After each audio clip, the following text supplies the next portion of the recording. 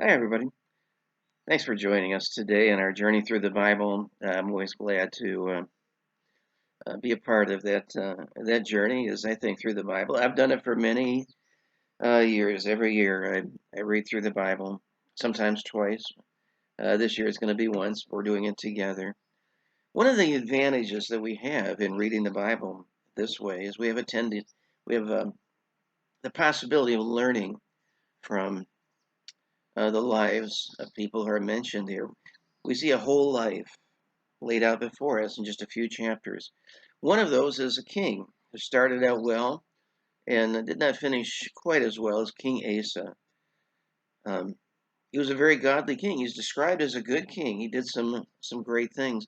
He ruled for 40 years. And here in these chapters, we have all 40 years of his life, though condensed in a form where we can see uh, progress. Maybe Asa himself didn't even realize that he was drifting until the very end when God's prophet appeared to him. But he started out as a good king. The Bible says he took away the Sodomites, he removed the idols that were there in the land, left over from his father's reign. Um, he even removed his mother as queen because she made an idol, and that was not acceptable in God's kingdom. And as a result, God blessed him and fought on his behalf.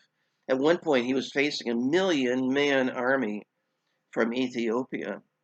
You know, we think of Ethiopia today as a very poor third world country, but at that time, that was not the case. It was a much larger country. It included not just what we think of Ethiopia today, but also the Sudan, that whole area of Africa, and it was a very powerful kingdom. There was at that time, and they're marching through the Middle East with 1,000,000 men, 300 chariots, and now they're heading toward Jerusalem. And Asa prayed. He realized that he couldn't beat an army of 1,000,000 men, but God can do it. He prayed, and God acted on his behalf. They chased the Ethiopians, and they never recovered from that. The Ethiopian army was weakened from that point on.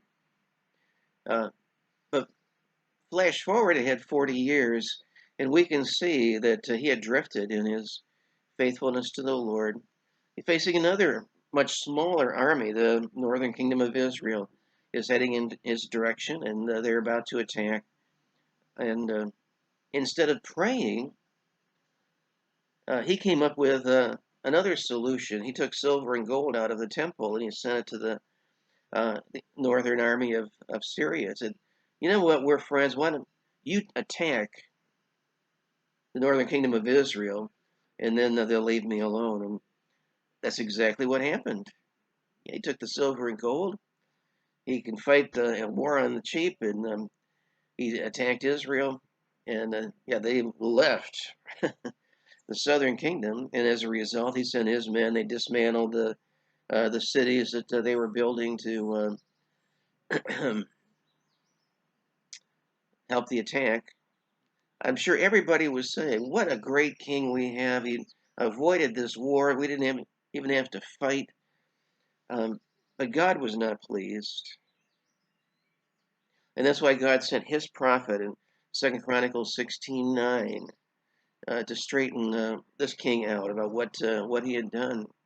He said, "The eyes of the Lord run to and fro throughout the whole earth to show himself strong on behalf of them whose heart is perfect toward him. And herein that was done foolishly, and therefore from henceforth thou shalt have wars."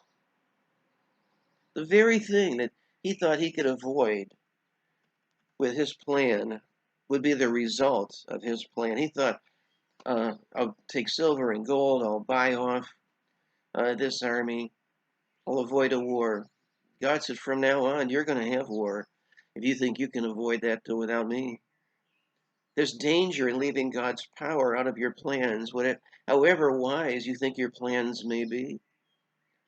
If this king had continued to trust and rely on God, even as an older man, he would have experienced the power of God at work on his behalf.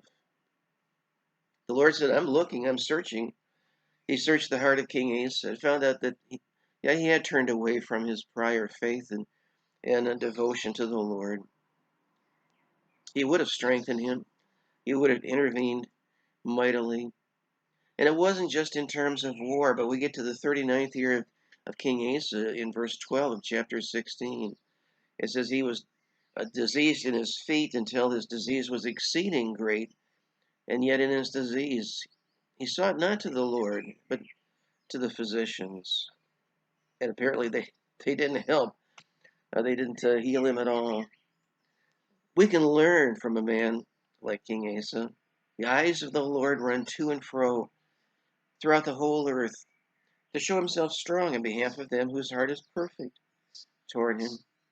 You know, if you're thinking to yourself, you would like to serve the Lord in some way, you may be surprised to find out that actually he's been looking for you. The Lord is searching for a certain type of person, those that he can demonstrate his strength through. Isn't that what we would all like? That God could demonstrate his power and his strength through us in our lives. God's looking for people like that. People are completely his, fully devoted to him, whose heart is perfect toward him. And he will willingly strengthen those who acknowledge him as Lord and God and follow him faithfully. But I find it so interesting. God's looking for someone like that. Would you be that person today?